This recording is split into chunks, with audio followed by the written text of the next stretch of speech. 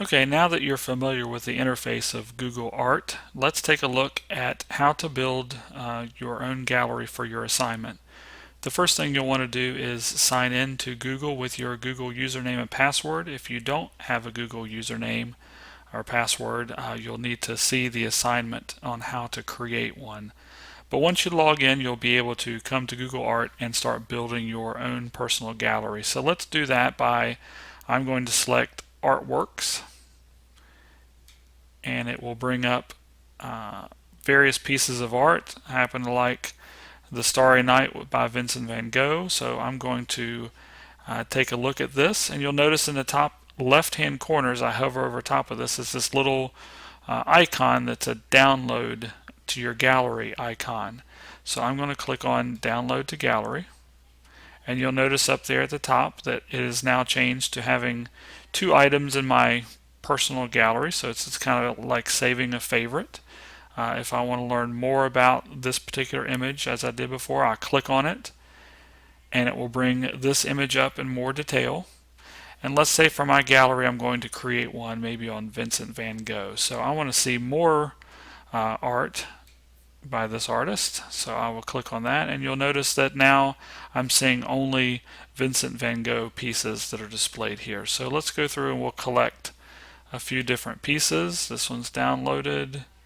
You'll see that my galleries, the number there at the top is changing. I now have 4 images in there and now 5, so that's add one more. So I've now downloaded those to my gallery, and now I will click on my galleries.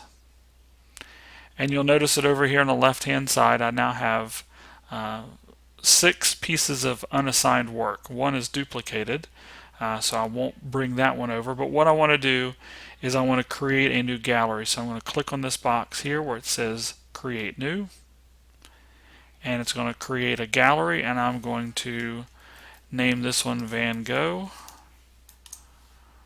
It's now marked, it's currently marked as private, which is okay for right now. We'll go back and change that to public a little bit later. And all I have to do to drag these into my personal gallery, or add these to my personal gallery, is to drag them over to this window. And you'll see that now it's adding images into my personal gallery. I can also go through and select all if I'd want to do that, but since I have a duplicate image in there, I'm going to select them one at a time. So I now have a Vincent van Gogh gallery that I can click on, and it will display my personal gallery. And once I get into this, if there's an image that I would decide that maybe I don't want as part of my personal gallery, I can click on the X and remove it. So once I'm in the personal gallery, as part of your assignment, you need to go through and add a personal perspective. So maybe something about this piece of art that speaks to you, or something you like about it, or what you think the meaning behind it is. You could add your perspective there. And you also have the option to add a YouTube video. So maybe you search for YouTube on Starry Night and you find a video of someone explaining Starry Night that you want to add to your gallery. You can do that. So let's say I've done all those things. I've added my perspective, I've added a video. I can go up here to the window and add a description if I'd like, but you don't have to.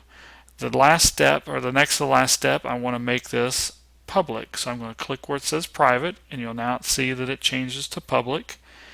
And the final part of the assignment is I want to share this out so others can see my personal gallery. So when I click on share, it gives me some options.